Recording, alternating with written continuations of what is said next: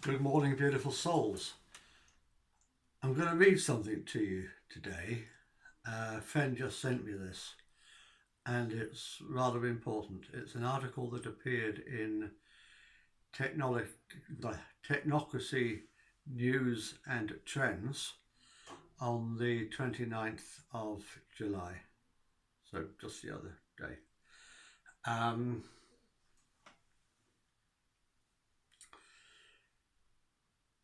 I'm only going to read you a few extracts from it. It's a long article, and I'll put a link below in the description if you want to read the full thing. It's quite big. The article was written by Russ Bangs, July 29th, 2020. The article is called Divide, Conquer, Reset, and then Scientific Dictatorship.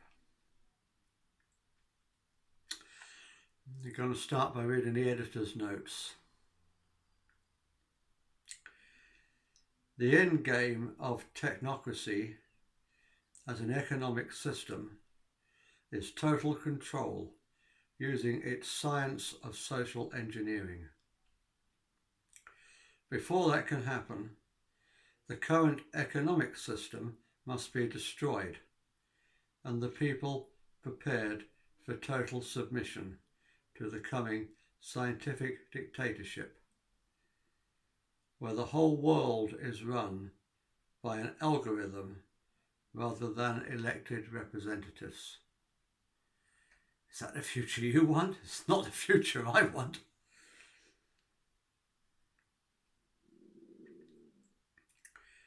To say that technocracy is sterile and dehumanizing is an understatement. It is patently anti-human in the clearest sense of the word and will result in worldwide human misery. That's the editor's notes. And here's what the article actually says. Western civilization, led by the US government and media, has embarked upon a campaign of mass psychological terrorism designed to cover for the collapsing economy. Set up a new pretext for Wall Street's ongoing plunder expedition. Radically escalate the police state. Deeply traumatize people into submission to total social conformity, and radically aggravate the antisocial, anti-human autonomization of the people.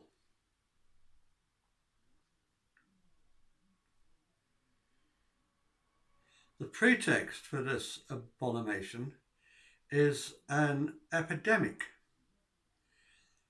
which objectively is comparable to the seasonal flu and is caused by the same kind of coronavirus we've endured so long without totalitarian rampages and mass insanity.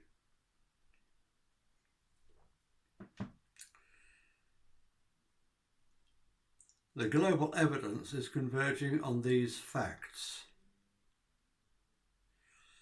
This flu is somewhat more contagious than the norm and is especially dangerous for those who are aged and already in poor health from pre-existing maladies. It is not especially dangerous for the rest of the population. The whole context of lockdowns is exactly upside down, exactly the wrong way any sane society would respond to these circumstances. It's the vulnerable who should be shielded, while nature takes its course among the general population who should go about life as normal. Anyone remember normal? Technocratic rigidity can't prevent an epidemic from cycling through the population.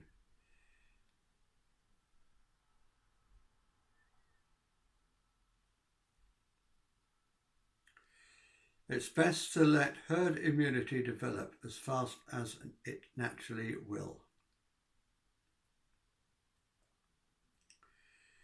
The fact that most societies have rejected the sane scientific route in favour of doomed to fail attempts at forcible segregation is proof that governments aren't concerned with public health.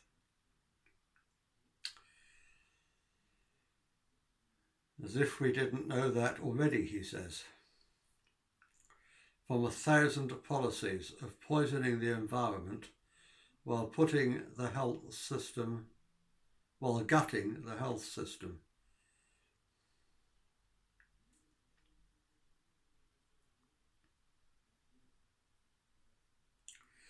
They are ardent to use this crisis that they artificially generated in order radically to escalate their police state powers towards totalitarian goals. I suspect most of the internet police state mongers are not only fascists at heart, but are confirmed misanthropic loners who couldn't care less about human closeness.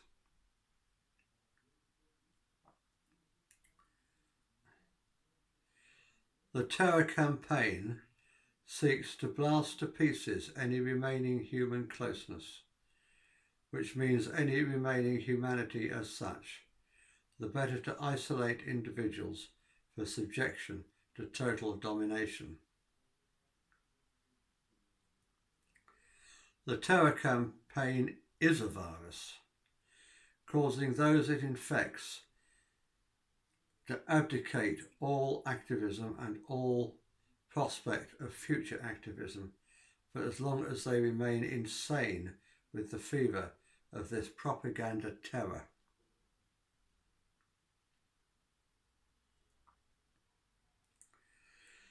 The regimes aspiring to total domination have terrorized and brainwashed the vast majority of people into an automatic physical disgust of other people. One no longer fears that someone is an informer, but fears the very existence of another human being. Any kind of human relations, from personal friendship and romance to friendly social gatherings and clubs, to social and cultural movements, become impossible under such circumstances.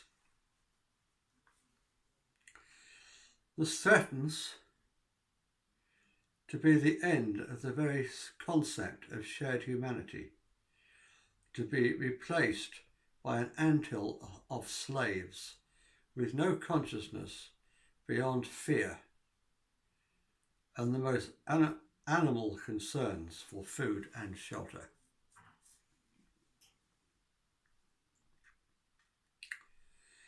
And the more people fear and loathe the literal physical existence of other people, the more the situation becomes ripe for every epidemic of murder, from spiking rates of domestic violence and killings to insipid lynch mobs, to pogroms, to Nazi-style extermination camps. This is the system's end goal. This is the system's end goal. It's the logical end where every trend of today leads. All of it is trumped up over an epidemic which, objectively, is a flu season somewhat rougher than average. That's what he said, folks. Now, this was my response. Don't say you weren't warned. This is coming unless we stand together now. It's not just a mask. Just don't hug your friends. Or just a vaccine. Or just 5G. Or just a do not resuscitate order. DNR orders. Elderly people in care homes have been forced to have these DNR orders. Let that sink in. Even the mainstream media, even the BBC are admitting this.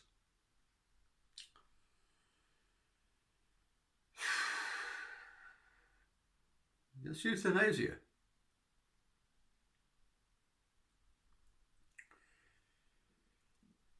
And this is just the beginning of the totalitarian nightmare. Just the thin end of the wedge. If you want to know where all this is leading, read Brave New World, 1984, and Logan's Run. The evil system is already culling the elderly in care homes, as I've just mentioned, with its imposed DNR orders. How long before we all have to go on carousel at 30? Like they did in Logan's Run. For those of you who haven't read the book or seen the film, it was a form of mandated euthanasia in an overpopulated totalitarian world. We have to stop this madness now before it becomes unstoppable. Read my book to find out how. My book, Love Not Fear. It's available on Amazon as a Kindle or a paperback. And I'll put the link for that below too. We can stop this, but only if we act now. Namaste.